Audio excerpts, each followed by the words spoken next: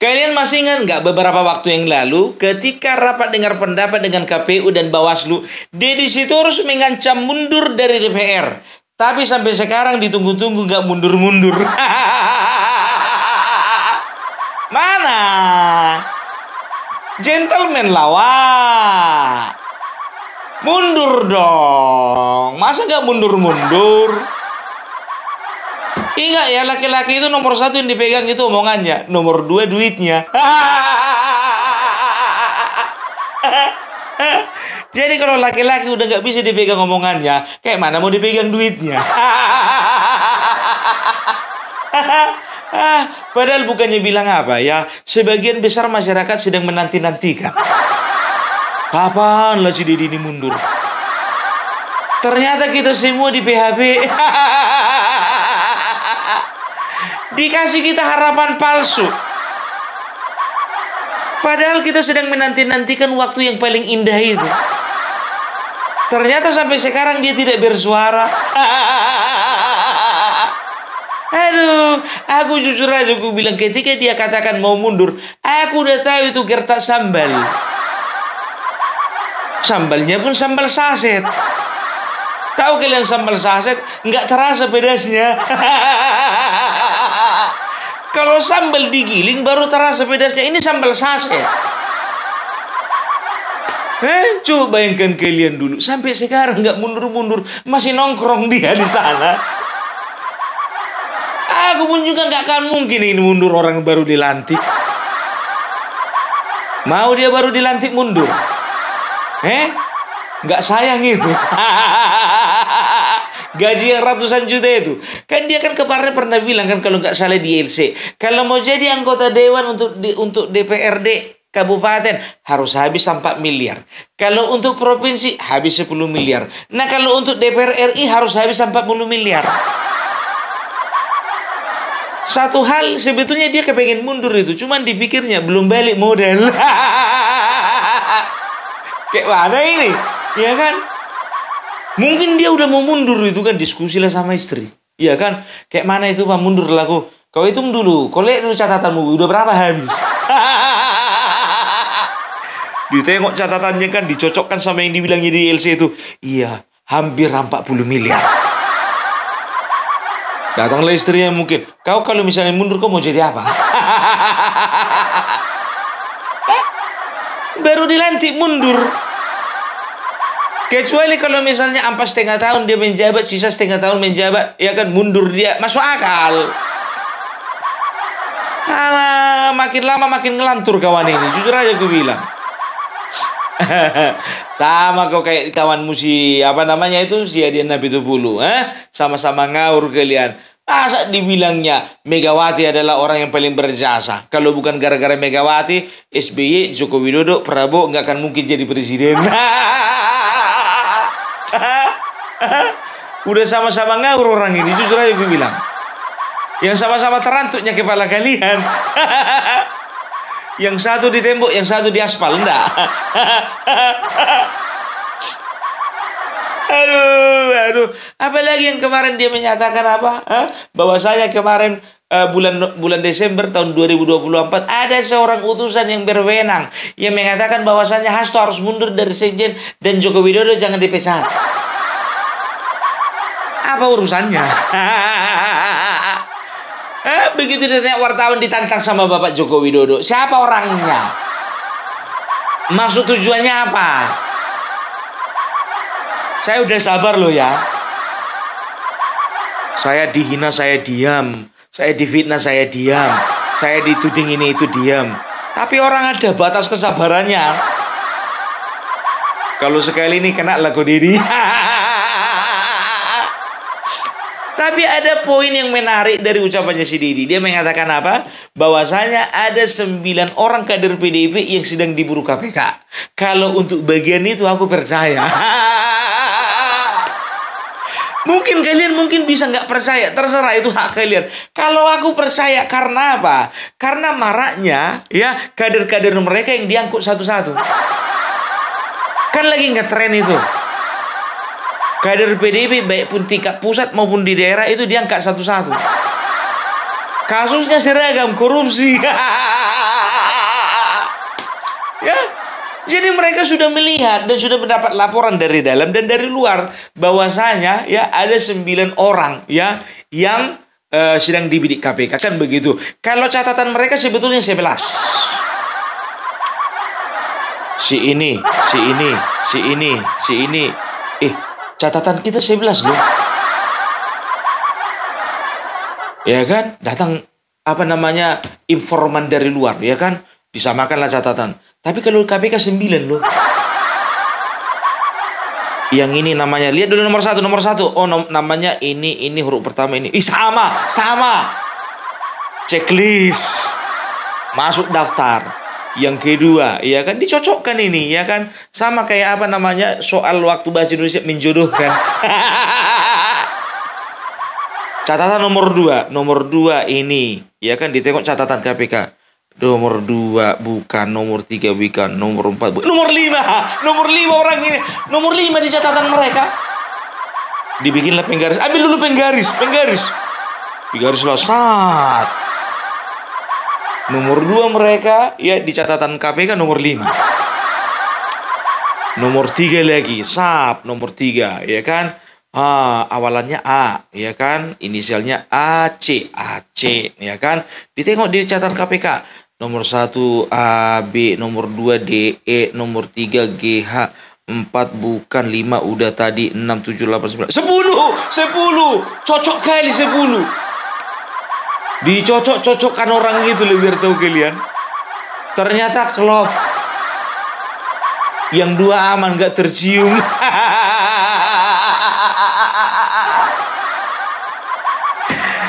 Ya kalau itu tadi ku dramatisirnya itu. Iya kan? Tapi mungkin saja karena apa? Sebetulnya mereka itu udah tahu siapa yang bermain. Apalagi kalau sebab mereka terima setoran.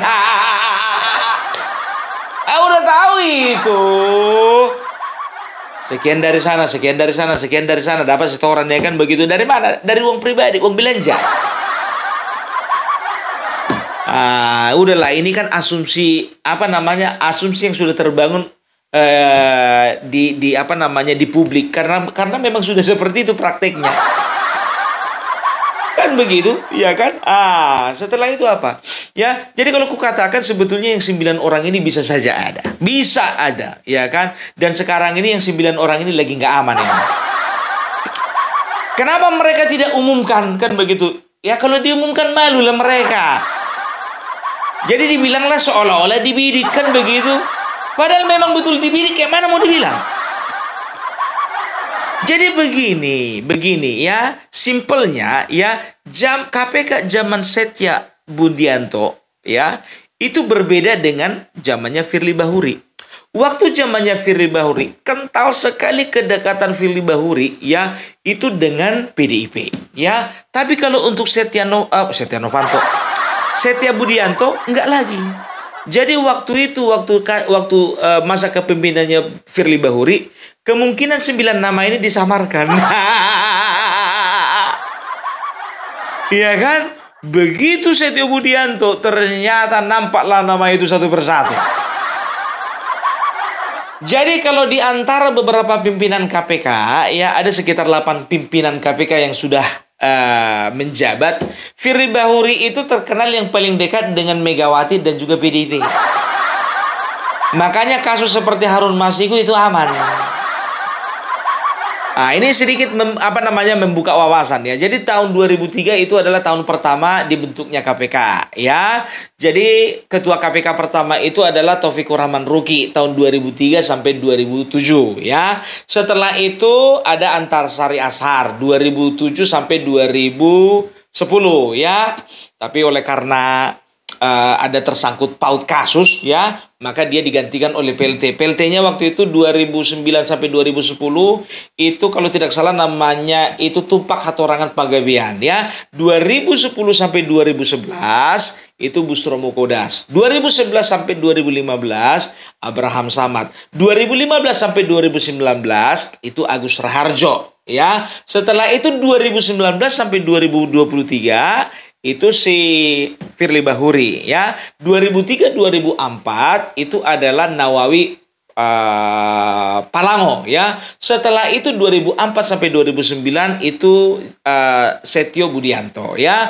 Jadi bisa dikatakan ada sekitar 8 ya ketua KPK. Firly Bahuri inilah yang paling dekat dengan PDIP. Ya wajar, karena apa? Ya, yang mengangkat itu adalah presiden, dan ketika itu presiden, kita tidak tahu apakah presiden ini dapat bisik-bisik dari Megawati. Kan begitu. Nah, ketahuannya itu seperti ini.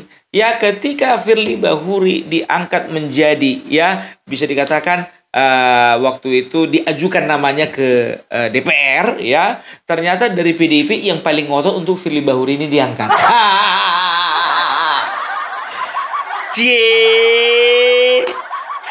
Ternyata ya. Meskipun Firly Bahuri dikenal dekat dengan Megawati dan juga PDIP, namun pada akhirnya Firly Bahuri oleh Polda Metro Jaya ditetapkan menjadi tersangka. Kasus apa? Kasus pemerasan. Ngompas dia, Bah. Yang dikompas siapapun itu mantan Menteri Pertanian Syahrul Yassin Limpo. Berapa banyak? 7,2 M. Aku sanksinya ini Firly Bahuri waktu sekolah itu aja kerjanya ngompas anak orang. Ya, jadi bisa dikatakan jujur aku bilang saat ini PDIP sedang berjalan di dalam bayang-bayang ketakutan. Karena apa? Backingannya udah jadi tersangka. Udah nggak ada lagi backingan di KPK. Presidennya pun sudah lengser, sudah tidak menjabat lagi. Kalaupun sebetulnya sudah masih menjabat, nggak mau bantu orang dipecat. Makanya mereka itu ya kader kepala daerah, anggota dewan ya yang melakukan tindak pidana korupsi, yang kemarin nggak kecium sekarang kecium. Penciuman KPK yang sekarang lebih tajam dari yang kemarin.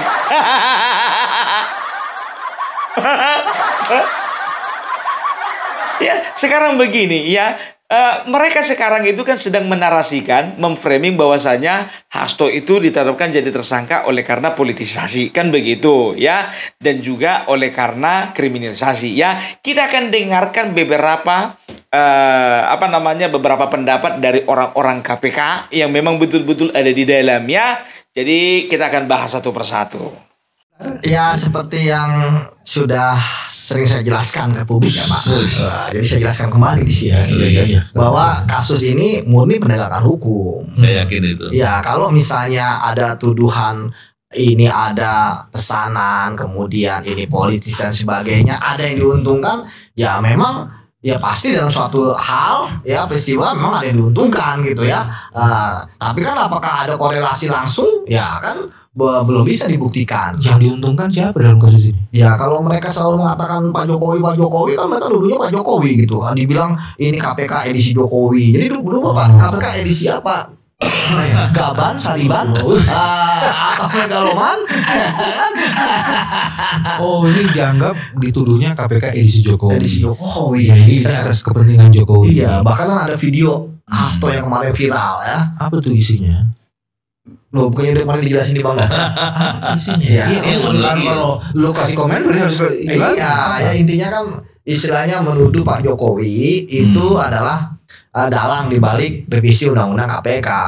Padahal kita tahu ya terlibat juga semua gitu kan, nggak usah ditangan lah. Iya. Artinya bukan hanya Pak Jokowi. Iya, ya kan. Nah, kembali lagi kepada permasalahan Hasto ini kan, ya saya pikir kemarin kan juga diserang kenapa penyidik buru-buru gitu kan, melimpah. Ya saya pikir nggak ada yang namanya buru-buru ya. Kalau buru-buru kan malah merugikan penyidik. Ya buru-buru malah merugikan jaksa penuntut umum yang akan bersidang. Ya buru-buru malah menguntungkan Hasto. Wah ini berkasnya belum lengkap, ini berkasnya banyak bolongnya. Ya kan kenapa sih? Ini kan tadi ketika tuduhan-tuduhan ke penyidik ya. Emang oke lah, gini. Tetapi ingat penyidik kan juga ada yang mensupervisi, itu jaksa. Kan penyidik nggak bertarung di pengadilan. Ya jaksa itu kan bukan sekedar dia hanya menerima makanan jadi ya. Tapi kan kalau di KPK kita tahu sendiri dari awal dia sudah memberikan petunjuk-petunjuk ya, sudah koordinasi dengan penyidik. Jadi mereka katakan apa? Bahwasannya ini bukan orang main-main loh. Ini yang satu Yudi Purnomo Harahap, ya, itu mantan penyidik KPK. Setelah itu Novel Baswedan juga mantan penyidik KPK, dan Bambang Wijayanto itu mantan wakil ketua KPK periode 2011-2015, ya.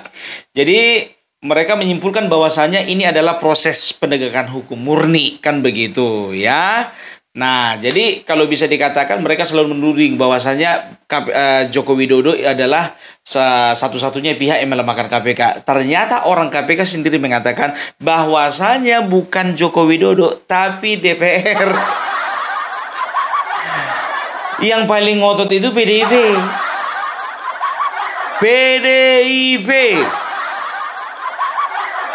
Ya, yang kemarin itu ya melemahkan KPK. Jadi revisi undang-undang KPK itu sebetulnya melemahkan KPK. Karena apa? Ada beberapa item ya yang memang betul-betul mengurangi power dari KPK untuk memberantas korupsi gitu. Kemarin itu aku sudah sampaikan sama kalian, ya. Jadi bisa dikatakan kalau untuk masalah Hasto ini murni penegakan hukum, ya. Itu menurut pandangan Mas Yudi. Kita lihat satu lagi. Jika saja peradilan itu bisa membuka secara jelas, terang semua peristiwa yang ada, jangan-jangan akan ada kasus baru lagi yang muncul di situ. Dan saya yakin itu mestinya momentum ini digunakan, ya. Karena seperti apapun setiap kejahatan harus diungkap dengan setuntas-tuntasnya. Kalau ada dugaan, dan ini pernah dibicarakan oleh beberapa media juga, terkait dengan upaya untuk menutup kasus besar tertentu, dan menutupnya itu dimungkinkan atau diduga keras itu ada suap, karena kasus besar suapnya pastinya besar gitu. Dan oleh orang-orang yang berpengaruh, orang-orang punya pengaruh. Ketika ini diungkap, harapannya adalah kita tentunya tidak ingin ini terjadi di kemudian hari. Yang kedua, orang-orang yang berbuat sejahat ini harus dihukum, tidak bisa dibiarkan. Semoga bisa diungkap di persidangan. Iya, jadi mereka itu sama pikirannya sama pengungkap belak. Sebetulnya di balik kasusnya Hasto dan Harun Masiku ini sebetulnya ada sebuah kasus besar. Kasus besar. Mereka katakan apa? Ya, mereka katakan bahwasanya mudah-mudahan setelah pengungkapan kasus ini, setelah persidangan akan terungkap kasus-kasus besar lainnya. Katakanlah EKTP. Bayangkan kalian EKTP, ya. EKTP itu 2010-2011, ya. Setio Novanto itu ditetapkan menjadi tersangka 2017. Tahu kalian, ya, di tengah-tengah penyidikan yang dilakukan oleh Novel Baswedan terhadap kasus EKTP, ya, beliau mendapatkan serangan dari orang tak dikenal, ya, yaitu berupa penyiraman air keras sehingga membuat matanya cacat, ya. Jadi bisa dikatakan memang betul-betul ini orang jahat kelas kakap. Itu dia, ya. Karena apa? Karena mereka takut terungkap, kan begitu, ya. Setelah itu apa? BLBI. Ingat kasus EKTP ada nama-nama besar. Ganjar Pranowo, besar dia. Besar lah, ya, calon presiden kemarin, ya. Setelah itu ada Pramono Anung. Setelah itu ada siapa namanya satu lagi itu Puan Maharani, ya. Mereka itu sama-sama menerima uang sekitar 500.000 US dollar. Kalau dirupiahkan menjadi 7M. Kok sama-sama uang perasnya Firly Bahuri yang diminta sama si SYL. Kayaknya 7M itu udah biasa itu, ya. Setelah itu apa? Ya, disinyalir, ini masih disinyalir, ya, kalau misalnya Harun Masiku mau bersuara, kemungkinan besar ini ada kaitannya dengan pengungkapan kasus BLBI, ya, yang merugikan negara sekitar 138 triliun waktu tahun 98 loh. Kalau misalnya ini udah berapa kali inflasi, ya kan? Itu bisa saja kalau dikurskan sekarang, ya kan? Itu kalau misalnya dikonversikan ke mata uang yang sekarang, ya kan? Itu bisa sekitar kerugian negara itu lebih daripada 500 triliun. Nah, ini kan juga menyangkut paut daripada ketua umum mereka. Kan begitu. Siapa ketua umumnya? Kok tanya aku?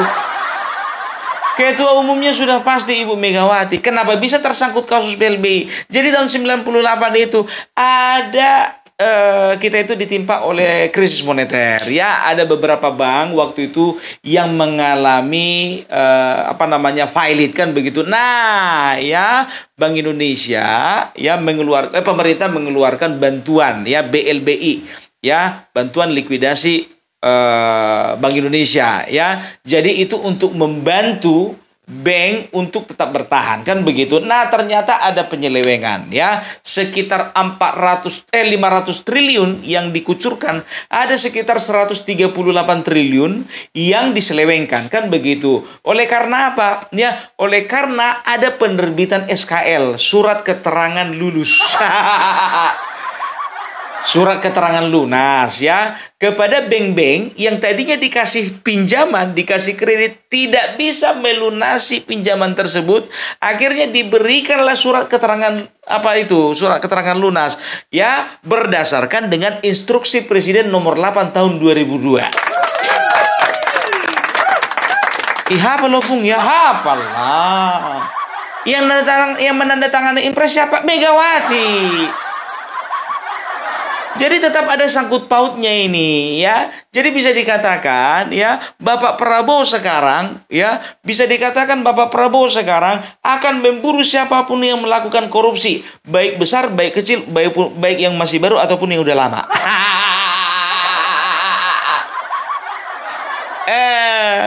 Ya, pokoknya kita akan melihat ya bagaimana kasus ini akan terang benderang ya, dan mau dibawa kemana partai ini. Itu makanya ya, pokoknya bisa dikatakan 10 tahun berkuasa ya, ini partai banyak kali masalah kan begitu. Udah banyak masalah ya, nggak punya backingan, nggak jelas lagi masa depannya. Ditinggalkan pemilih lagi. 2019 masih dapat mereka suara kursi itu sekitar 128. Nah, sekarang 110, 18 kursi hilang coy. 18 kursi itu kalau dikonversikan menjadi suara, itu totalnya hampir 4 juta suara. 4 juta sudah tidak percaya dengan PDIP. 4 juta rakyat gak percaya lagi sama PDIP. Kan begitu. Nah, sekarang begini ya, PDIP janganlah kalian itu bermain playing victim ya, seolah-olah kalian dikriminalisasi, kalian didiskriminasi, kalian itu dipolitisasi. Bukan. Ya, kalau memang kalian kader-kadernya banyak melakukan kesalahan, melakukan korupsi, melakukan penyelewengan, udah terima aja. Demokrat kan selama ini diam aja kok. Contoh terbaru Golkar saat ini, Ridwan Kamil, apa rupanya komentar Golkar? Nggak ada. Itu dia. Ternyata kan di sini sebetulnya sudah tercium, di balik kasus Harun Masiku dan juga Hasto ini ada kasus besar menanti. Dari kemarin-kemarin udah kucium ini. Jadi masalahnya bukan besar kecilnya, besaran daripada uang suap itu, bukan. Tapi di balik itu ada pengungkapan yang lebih besar lagi. Masyarakat udah nggak usah dibodoh-bodohi. Ya, kalian selalu memframing bahwasanya kenapa harus Hasto, kenapa harus PDIP, kenapa harus Masiku. Di luar sana banyak yang lebih besar lagi kasusnya, lebih banyak lagi uang negara yang dimakan. Bukan masalah itu. Masalahnya kalau terungkap sama masalah mengenai sangkut paut Harun Masiku dengan kasus-kasus yang lainnya, bisa-bisa lebih besar daripada yang lain itu. Ya kan begitu kan? Mana ada di istilah di dalam agama ya, dosa besar, dosa kecil sama-sama masuk neraka itu. Begitu juga korupsi, nggak ada lagi dalam istilah Bapak Prabowo, nggak ada kamusnya. Korupsi besar, korupsi kecil, nggak ada lagi. Korupsi tahun tinggi, korupsi tahun rendah, nggak ada lagi itu. Sama. Itu tadi hanya cuplikan biar tahu kalian. Kalau bisa dikatakan dia banyak hal-hal yang bisa dipelajari ya. Pada intinya mereka mengatakan bahwasanya ya pada zaman Firly Bahuri 2020 ya ada usaha dari Firly Bahuri untuk tidak menaikkan kasusnya Harun Masiku. Karena apa? Orang dekat sama Megawati. Orang dekat PDIP. Ya kan begitu, tapi yang disalahkan Jokowi. Tolong koreksi diri sendiri. Jadi bisa dikatakan orang ini sedang dalam bayang-bayang ketakutan ini sekarang. Ketakutan. Ya, jadi itulah dulu dari Opung Parbelak. Ya, mudah-mudahan ya kalian jangan pernah mau disesatkan dengan opini-opini yang betul-betul ingin merusak ya kepercayaan masyarakat terhadap pemerintah. Oke, dukung terus pemerintahan Bapak Prabowo Gibran. Dukung terus Opung Parbelak menuju Solo bulan 5 tahun 2025.